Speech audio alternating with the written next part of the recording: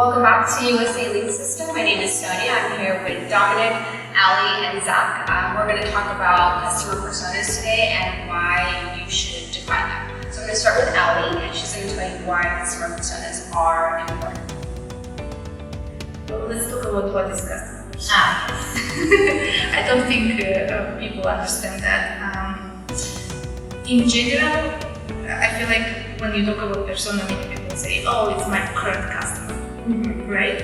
But if you don't have that current customer defined, then you will never be able to maximize it, or you will never be able to find the new customers, so the new value of spreading the word of your brand. That's why building a customer persona on the paper is very important. For brand that already exists, it's easier because you have insights, you know who was your prior buyers, what kind of product they bought. And it's a lot easier to ask the questions. If you don't actually have the persona, it's a lot easier to ask those questions to a pool of current customers and actually find it out. For a new brand, it's a little bit more difficult because it's the error and trial and error situation where you actually have to define it as you would think that customer would be, and then find out if that's actually true, right? And also, many people don't realize that it's not only one persona that you should have. I think you have to define a minimum of 3 personas that you have to cater to, especially in today's day and age. Not everyone will be described as this.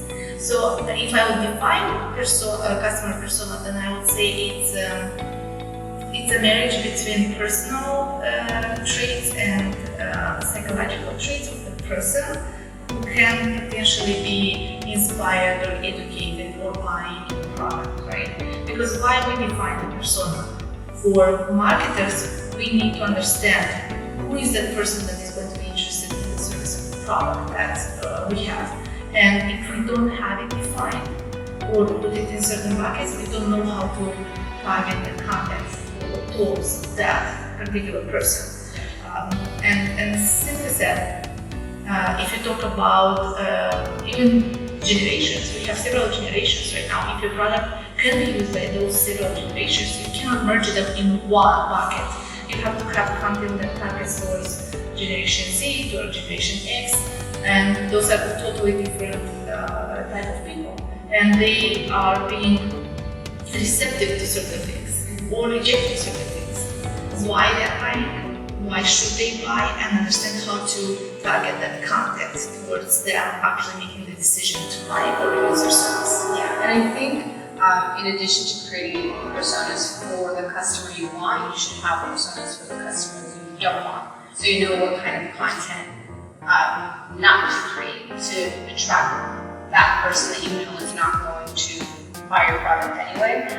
So having both is, I would say, necessary in order to know what content to steer clear from and what content to create.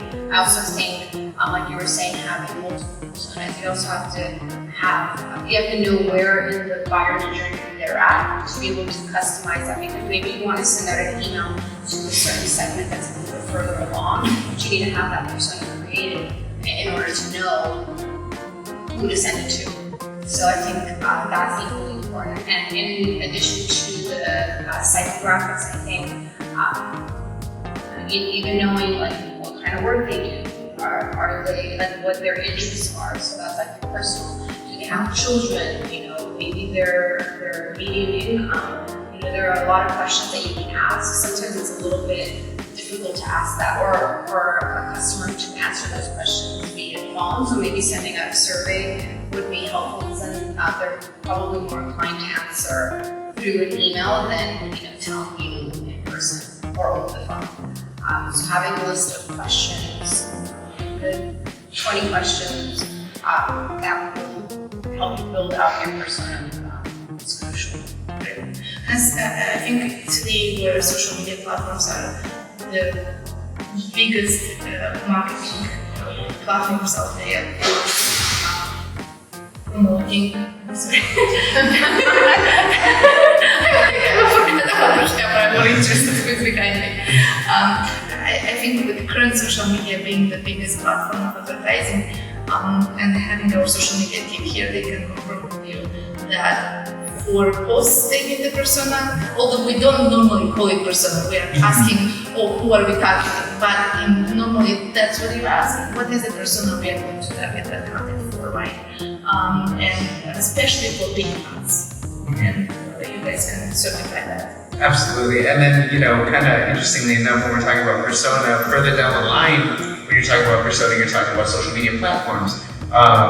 Whereas, many people kind of in the younger age range will have multiple platforms and probably devote a lot of time and a lot of energy to multiple platforms. People of,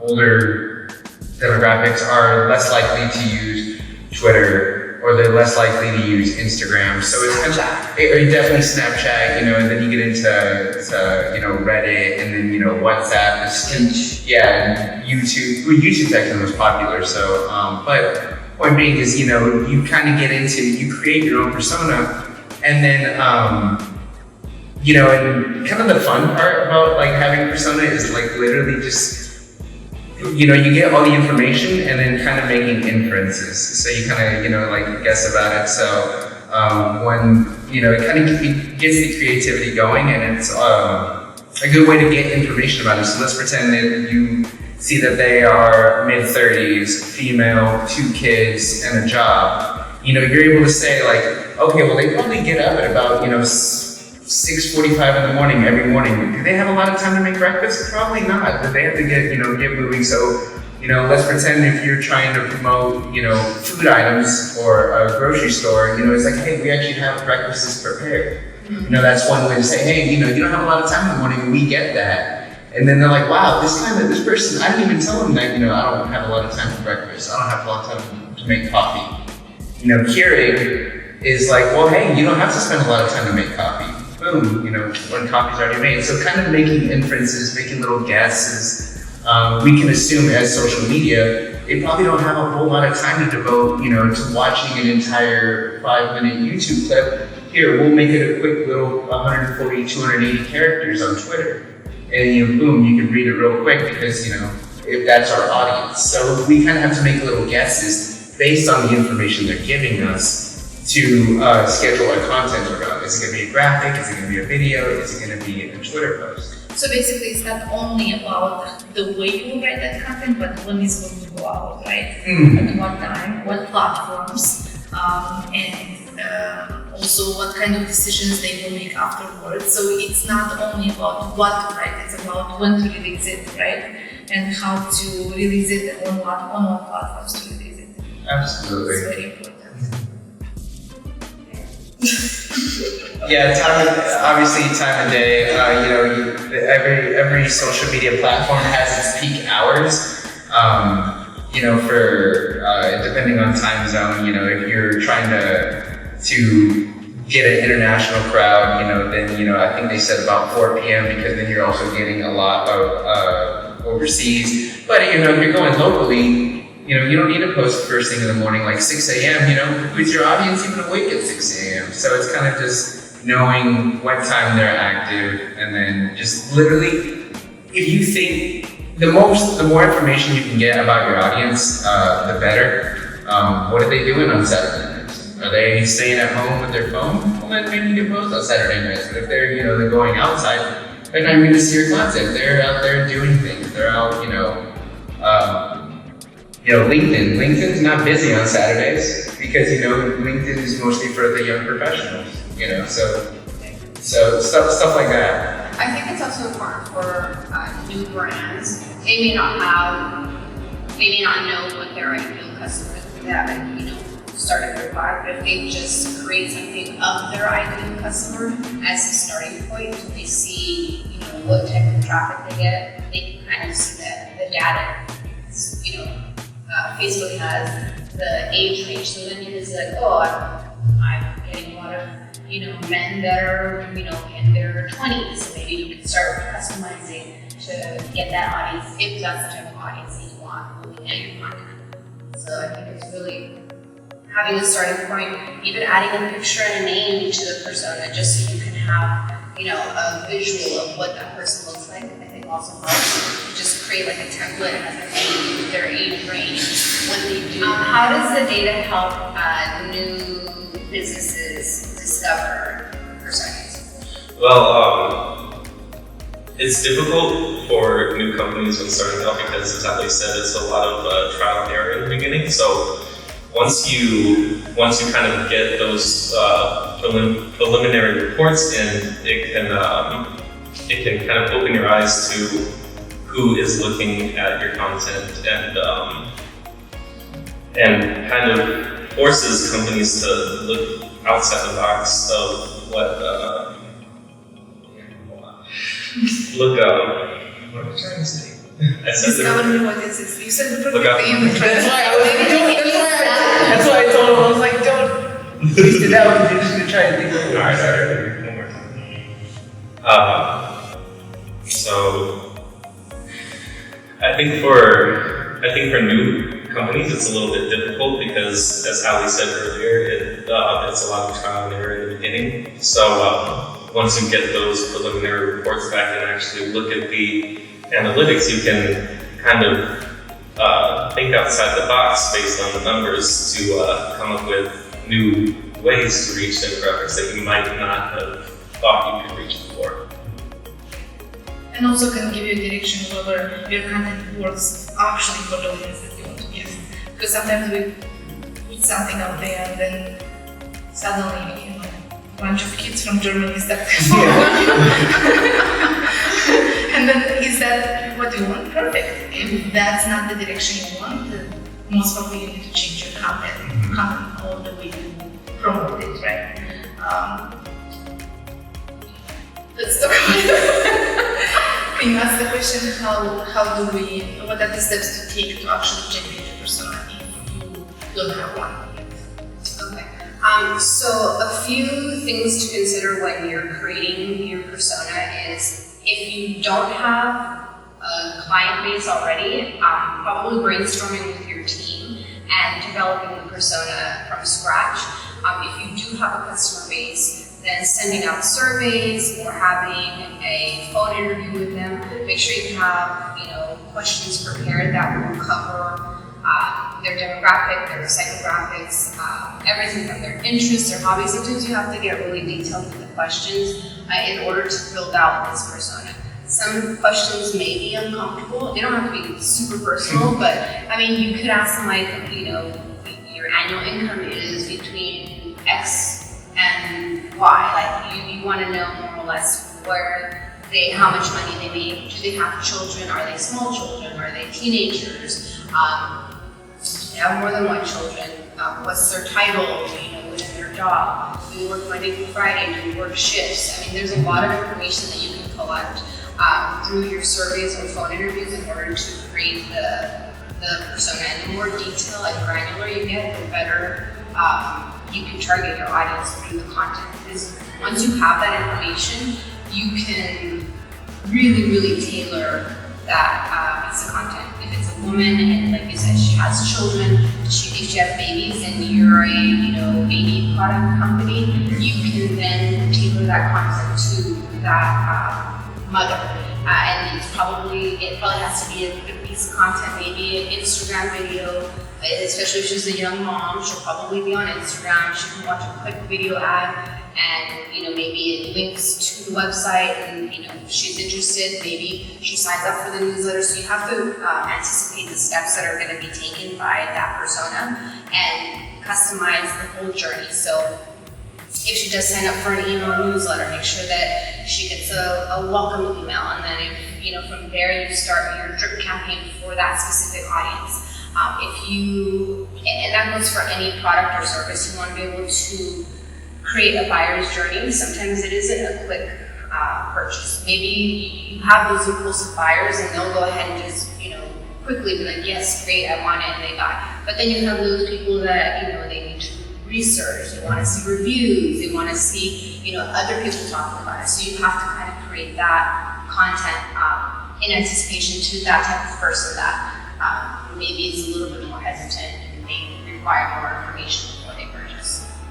right? And that's why finding a persona is an integrated process. I'm sorry. It's not only about sending a survey and analyzing it. I think it's adapting your registration page if there is one with appropriate questions, because it's a step-by-step process that a company should take. And many people think, oh, it's such a complicated thing. I don't think so. It's even one of our shotguns that doing it by phone. You got a phone call about an inquiry. For example, you are tinting windows, right? You need to find out where they came from, right? You need to find out which area they're about. Even though it's just an inquiry, you need to know. Like, are you from Hollywood? Are you from? Even though they will not end up buying it, it's just an inquiry. You found out some information about that person. I think what I witness, especially in small businesses, they don't care about you unless you actually purchase, and even after you purchase, they don't actually go forward to retain your information and reach out against you, right? So this video purpose being educating small, medium-sized businesses on certain marketing aspects, I think that's what it needs to be. The most educational thing from here should be the process. How do you start? Just simply questions. You don't have to have 10 people on the call. You can start asking some questions on the phone. You can adapt your website inquiry to have some more questions that are important to you about the person that goes to that website. You can use SurveyMonkey to send a 5-question survey after the service that will give you some more insights about that person that is inquiring or buying from you. It's a step-by-step, shouldn't be that complicated. Obviously, it would be nice to hire an expert such as you as a big system to develop it for you.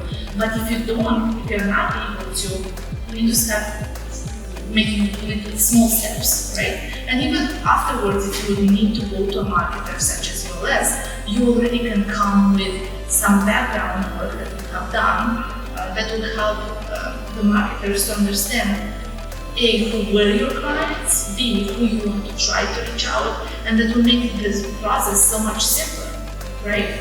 And I think sometimes when I call companies, they usually ask, one of the first things they ask is, how do you find us? Google, Instagram, and I think that is a great question to ask. It's such a natural question to ask.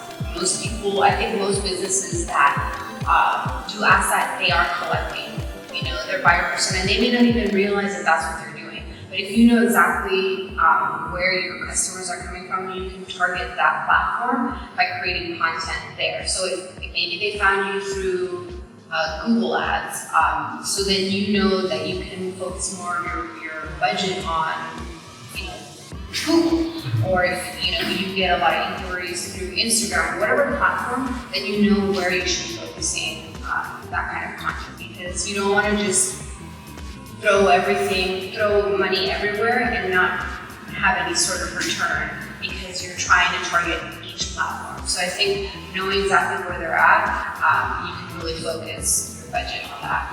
Right. And I think to summarize, if you would put finding a persona in, let's say, 4 steps, I would say you need to know when and how to ask the right questions. As I said before, forms, phones, all the resources available that are normally used in a business should be targeting a little bit of time towards finding out who the person is. I think even in the contact form, you have 2 or 3 extra questions that aren't just, email, phone number, and message, which is standard for contact form. If you maybe add like, what's your job title, or what kind of business you work for, something that will give you a little bit more information. It doesn't take long, you don't have to, but they're obviously trying to reach out to you anyway, so you can just add that there and then have them give you some information before you reach back out to them. Right. I think that's step number 1, asking the right questions, asking and knowing where to ask those questions, how to ask those questions. Step number 2 is actually talking to people. I think that's what businesses are missing out on. If you know the customer didn't buy, don't just hang up the phone being upset that that person didn't buy. Find out more details, why they didn't buy. If they have a concern about your customer support, find out why, right? Because those are the people that you are missing out on opportunity to adjust something for them, right? Maybe they didn't buy because simply their product is not fit, but you need to know who they are so you understand to whom this product is not fit to, right? So that's number 2. Step number 2 is actually talking to people, and you can use social media. I'm sure social media engages with the audience, and they know, like on a daily basis, you probably engage to a multitude of these personas within one day. Right? And number 3 is know how to consolidate all these answers, because many places they have information everywhere, but it's not consolidated in one place that is compatible to an analysis. Because at the end of the day, it's not about what you have, but it's about what steps you are making, right, after that information is received. Right? So I think step number 3 is consolidating that information in one place, and step number 4, analyzing and making the right decisions with that. So again, to summarize, is number 1, ask the right questions. Number 2, talk to people. Number 3, number 3 is consolidate the information in one place that's easy accessible, easy to read. And number 4 would be analyze data and make the right decision.